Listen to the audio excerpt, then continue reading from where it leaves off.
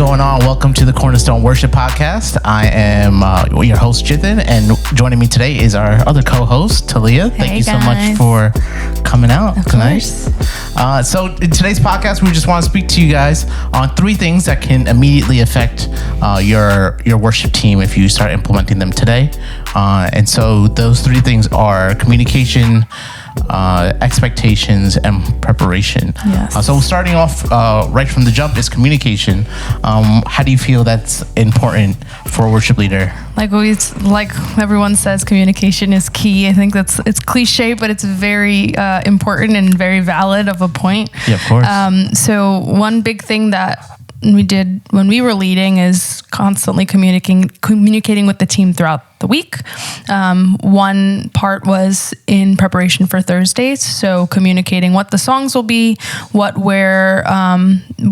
going to be doing what, and going from there, what time we'll be arriving. Also, how everybody's doing. Just talking to them in that aspect of communication, and then communication on the stage during service. How we talk to each other, how we signal each other. I feel like those are obviously very important in order for us to even do anything. Communication and keeping people included and communicated and involved, it keeps them engaged. Exactly. Right? Yeah, I think you just hit it on the head. Like if you communicate with people so they know what you need to do, they feel engaged, they feel involved, they feel part of the team, and that's what you want to do. Whether your team is small, whether it's like 3 or 4 people, or if you have a large team, like 15 or 20, as long as you're properly communicating with them, to letting them know, hey, these are the things that we need to do. This is where we're going in the song. This is how we need to enter into the service. This is how we need to, transition out of the service. I think communicating all those points will just get everybody on the same playing field and on the same mindset, which helps everyone out too. And you also touched on communicating outside of the week and of the worship team. And I think that's also very big too. A point that I try to make is that as a music director, I try to communicate with at least one band member during the week just to check in on them. It doesn't have to be anything deep. Sometimes it's a phone call, sometimes it's text like, hey man, I was thinking about you, how you doing, what's going on. And I think that also gives you a deeper understanding of who the person is. Because for instance, if you have an understanding, hey, this person is married, they have 2 young children, or they're working in the city, for instance, for those of us on Long Island, somebody works in the city that's maybe an hour or so commute coming back from work. Those kind of helps give you the mindset of like, okay, this is the space that they're currently in. This is how they are operating it through life. This is, hey, they might have a Sunday that they're running late, but that's probably because they have 2 kids that are trying to get dressed and ready to come to church and things like that. So just also understanding who the person is, who the team member is through communication, I think has been huge for us and definitely a growing point and a place to start if you're just trying to get things moving again on your team.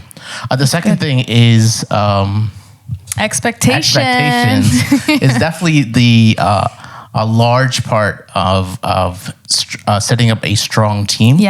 For a worship team. Expectations is just letting your team know straight up, hey, this is how we're going to operate. This is the culture at our church. Having that culture also align with the culture that your pastor is setting, I think is huge too. Making sure both the worship team and the pastoral team are in sync is great as well. But expectations, there's so many parts that you can go through. Expectations on how we dress. A lot of churches, they have different dress codes. Sometimes they're more casual. Sometimes I've been in churches where wear the t-shirt and jeans is fine. In some churches, they have heels and a dress. For me. And yes, for you. But I've had to wear a suit jacket and dress shoes and things like that. But you also, you don't want to nitpick as much, but you also want to make sure, like, hey, if everyone is wearing a suit or everyone's dressing heels and you're wearing t-shirt and shorts, that's then inadvertently going to become a distraction because people are going to be like, oh, hey, why is this person dressed differently? I'm not saying everybody has to shop at the same store, H&M, but we need cohesion, as a team. But I think that's also huge too. And then also understanding, hey, the expectation of the preparation you need to do before practice, knowing the songs that we have practiced at this time. I think a lot of times things get murky when you don't have the expectation. For instance, if you kind of say we're gonna start at 7:30 ish. Right. Then people are like, okay, so I'll show up. If I show up at 7:45, it's okay. Or if I don't communicate that I'm not gonna get there till 8:30, right, that's okay. I think when we did encounter that, we set it up in a way that the people that we knew could arrive at a certain time, for example, the singers, we set it up, okay, let's have practice at 7 then, and then we can work our stuff out for the singers, and you were there with piano, and then we had the band come at 7:30 so that we can just go with the band. But it's expecting the singers to be there at this time so that the band can start at that time, so nobody was wasting their time with their families, with their responsibilities or anything like that. Exactly. The older I get, the more I understand, like, hey, listen, we don't want to be at practice for 3 hours, right? We want to be able to know our music, run it through, have that ability to be creative as the spirit leads to, but then also be able to leave at a decent time.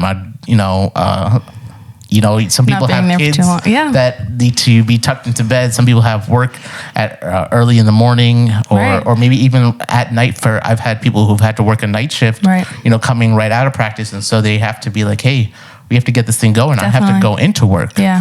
So having that expectation of, hey, this is how we're going to dress. This is how we're going to practice. This is the time we're going to practice. This is the time we're going to show up to sound check. This is who we are as a team. Yeah. And then also the expectations will help translate throughout the year, because you having strong expectations in the beginning of the year, that can help now grow. And then also when you're onboarding new people, there's not a discord between the new people and the old people. Hey, this is the expectation as you're joining the team, and just fall in line with us, and our team will run smoothly from there. And I think a big thing about expectation is that you can reset it as your team grows. So, of course. So as you set a goal, your team also starts to feel encouraged and challenged, and that they're growing in their gift. So every year when we did have that meeting at the beginning of the year, we set the expectation, but now to grow the team in even further. And I think at the end of it all, we ended up having 3 extra singers at the end of it. The team, it's beautiful to see a team grow with the expectations that you set. Yeah, exactly. Yeah. So communication, expectation, and the last thing is preparation. Preparation. So how do you feel? What do you think is important about having strong preparation as a music leader, as a worship leader, as a music director?